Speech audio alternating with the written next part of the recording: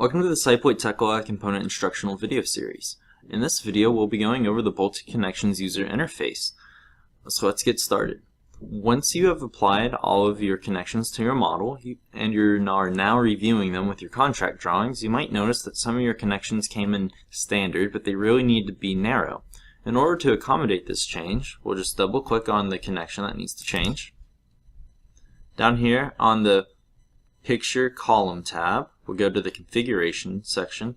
We'll change the combo box from standard to narrow. Click Modify. Click OK. If we close our UI, you can now see that we have a narrow UI. Let's look at it from a different view. There we go. We can see that we have angles on top. Another common change that might need to be accounted for is at the roof level, adding cap plates to our connection. In order to accommodate that, we'll just double click the UI.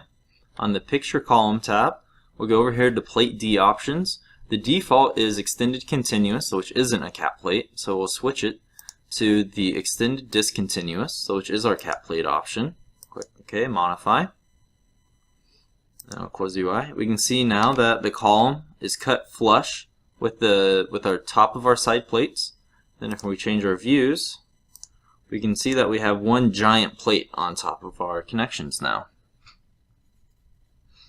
Another common thing you might want to change about your connection is the VSC options on the beams. So let's change to this view. Here we go. So the vertical shear element is the component that's right here. It's this plate and this angle. In order to change them, we'll double click here, and then we'll switch to Picture-Beam 1. So this is the beam 1. The only difference between the special moment frame filled bolted and the moment frame filled bolted solutions for the component is on the moment frame filled bolted, the VSC option will be grayed out, and these options here will mostly be gone, unless you have already changed it to a narrow configuration, and then in that case you'll have all these fields available to you. So in order to change the VSC, we'll just change this drop down from 1 to 3, and we'll click Modify. As a note, you need to check your contract drawings when you change the VSC option to ensure that you have the correct angle E size. And angle E can be found on parts beam. Right there.